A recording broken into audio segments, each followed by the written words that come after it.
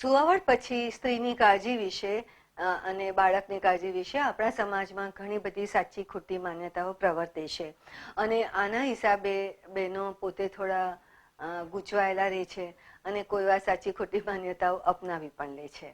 તો ખાસ હું અત્યારે 4-5 માન્યતાઓ વિશે જ વાત કરવા માંગુ છું. એક માન્યતા એ છે કે સુવાવડ પછી પેટ ઓછું કરવા માટે પેટની આસપાસ સાડલો કડક ટાઈટ બાંધી દેવો જોઈએ અને ક્યાં તો એના ખાસ મોટા પટ્ટા ફેરવા જોઈએ તો પેટ સામાન્ય થઈ જશે, પણ એ હકીકત નથી.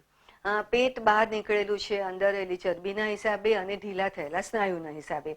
આ બંનેની કાળજીમાં સ્વસ્થ સમતોલ આહાર અને સુવાવડ પછીની કસરતો આ બંને જરૂરી છે. ફક્ત પાટા બાંધવાથી કશું થશે નહીં.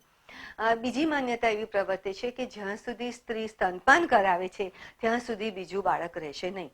આ સાચું નથી. કોઈ પણ સ્ત્રીને સુવાવડ પછી બાળક રહી શકે છે. હા, ચાન્સીસ ઓછા છે પણ નથી એવું નથી. એટલે આપણે કોઈ પણ સ્ત્રી પર્સનલી તો એવો ચાન્સ ન જ લઈ શકે કે મને નહીં જ રહે, ન જોઈતું અને રહી જાય તો તકલીફ પડે. એટલે કુટુંબ નિયોજનના સાધનો અપનાવવા ખૂબ જ જરૂરી છે.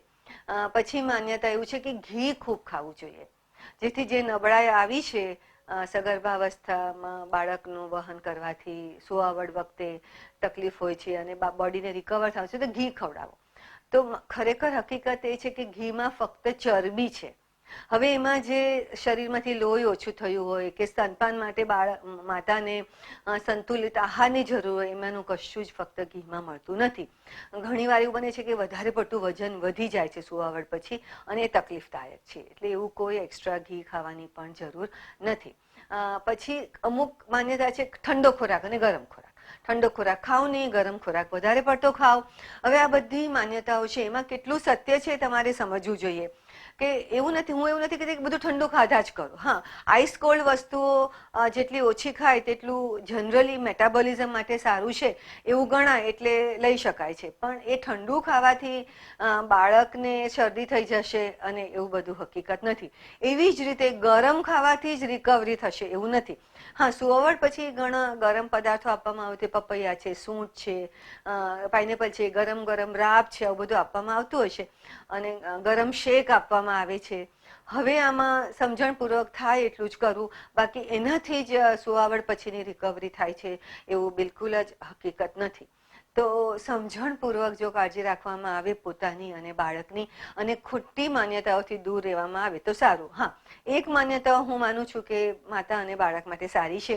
તે સુવાવડ પૂછી અમુક સમય સુધી માતા અને બાળકને અલગ રાખવામાં આવે છે. બાળકને બહુ બધા લોકોને અડવામાં નથી દેવામાં આવતું.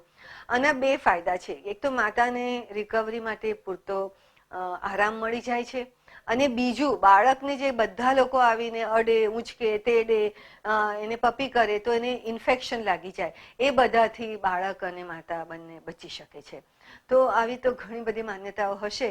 આજે આટલી જ વાત કરી, પણ તમે સમજણપૂર્વક માન્યતાઓ શું છે અને એનું હકીકત શું છે તે સમજીને સુવાવડ પછીની કાળજી કરો.